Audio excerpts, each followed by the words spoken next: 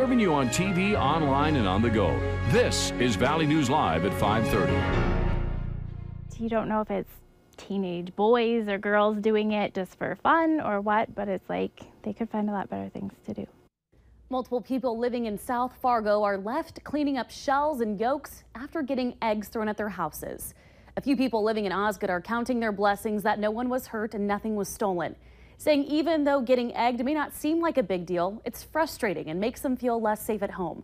Valley News Team's crime and safety reporter Nicole Johnson paid a visit to one of the houses that was hit.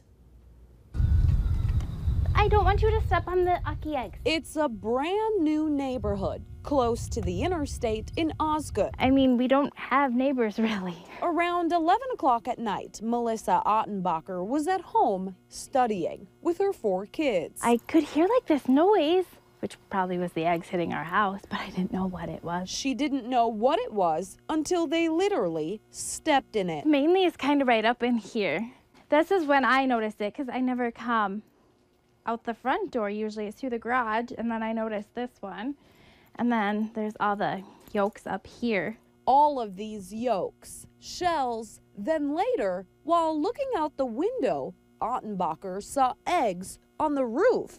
Then heard neighbors were hit too. One lady over in Osgood and a couple people along in our neighborhood, and one guy said he could see the eggshells all over the sidewalk. But police can't crack down on the eggers because no one reported it, including Ottenbacher. While it can be difficult to catch who did it, authorities want you to call and recommend security cameras, which can help a lot in any type of property crime. Just the fact that people think that they can come and try to ruin your property, and I mean, yeah, we didn't get hit that bad, but still a mess to clean up and takes time. A mess she still needs to clean up. Or hopefully it will rain.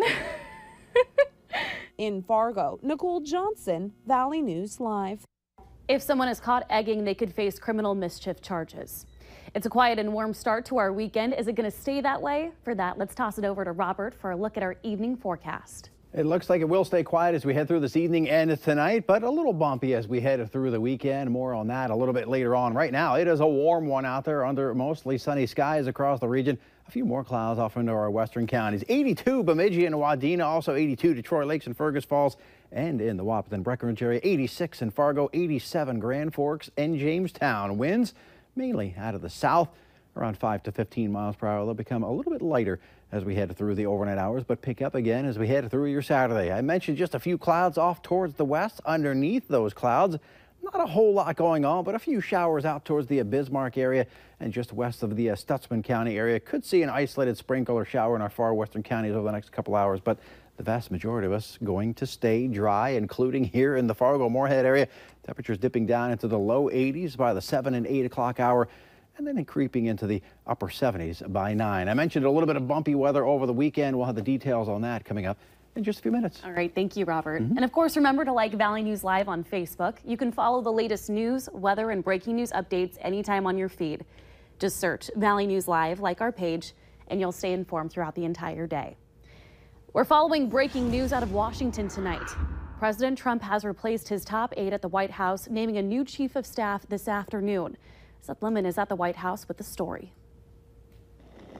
More upheaval at the White House. In a tweet late this afternoon, President Trump announced another major personnel move. The president did not explain if his previous chief of staff, Reince Priebus, had been fired or if he had resigned.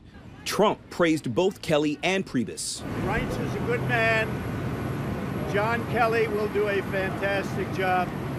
General Kelly has been a star, done an incredible job thus far, respected by everybody. A great, great American. Reince Priebus, a good man. Reince Priebus' departure is the latest move in a long-rumored White House shakeup.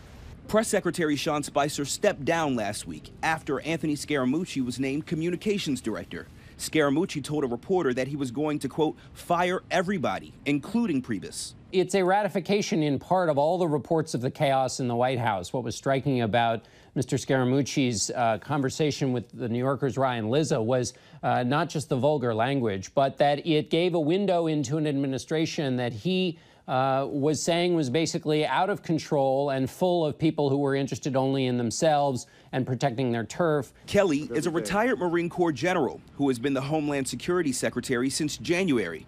There's no word yet on who might replace him in that role. Seth Lemon for CBS News, the White House. General Kelly will begin his new job Monday morning. We're following a developing story out of Minnesota tonight. Authorities are still on the lookout for an inmate who escaped custody after a fight in jail. 22-year-old Keanu Major was last seen in the Lake George area after he escaped from a Beltrami County officer while in a Bemidji hospital. Authorities believe that Major may have taken off in a stolen vehicle. This after a report came in of a stolen pickup near the hospital. The pickup is a tan 2004 Chevy Silverado with Minnesota plates with the number 668 KKY. But police are not sure if Major was involved in the theft at this time. Major is described as a Native American man, 5 foot 10 inches, weighing 195 pounds, with black hair and hazel eyes. He also has a neck tattoo that says Victoria. Police say if you see Major, to not approach him and to call 911 right away. A North Dakota man has pleaded not guilty to a long list of charges, including 4 felonies, after authorities say he tried to kill a Rolette County deputy back in February. Michael Marion of Dunseith is pleading not guilty to felony charges of attempted murder, drug possession, and escape, among other charges. Authorities say a deputy was trying to arrest Marion after the chase and a struggle. Marion supposedly grabbed the officer's gun, pointed it at him, and fired 2 shots. Nobody was hit, but police say Marion broke 3 of the deputy's ribs and hit him in the face with brass knuckles. Marion is due back in court in February.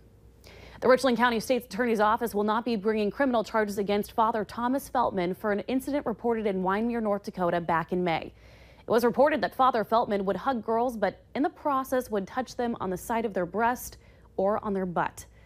Ron McBeth with the Richland County State's Attorney's Office says although this made the girls feel uncomfortable, the touching was socially inappropriate. There was no evidence that the touching was done by Father Feltman for sexual reasons.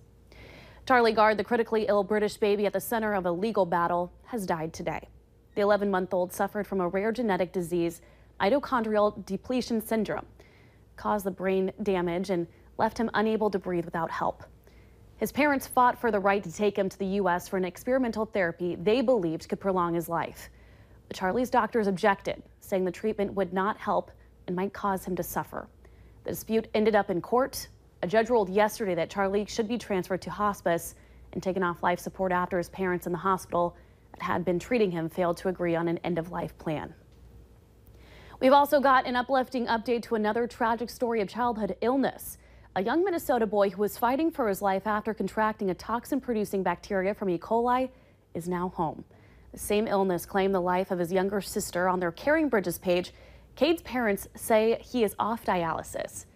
Cade and his sister became very ill earlier this month and had to go to the ER several times before they were rushed to the University of Minnesota Masonic Children's Hospital. Cade had to have blood transfusions, kidney dialysis, and a platelet transfusion as doctors worked to get his blood work back to normal.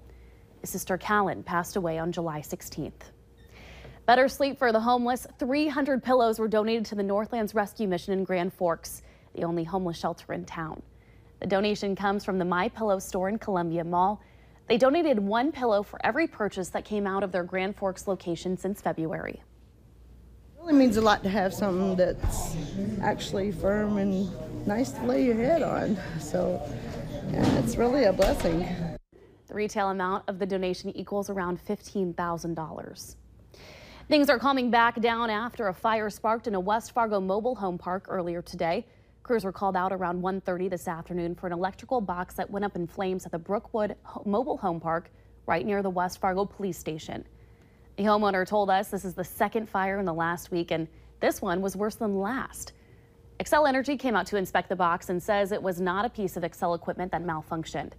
The general manager of the Brookwood Mobile Home Park tells Valley News Live that they are in the process of replacing the entire box pedestal at this time. There was no significant power outage associated with that fire. The sound of polka music and the smell of cooking will be in the air tomorrow in Fargo. The annual German Folk Festival is being held at Rowe Farm.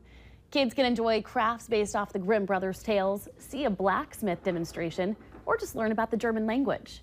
The Fargo Parks District says it's a good way to celebrate the rich culture.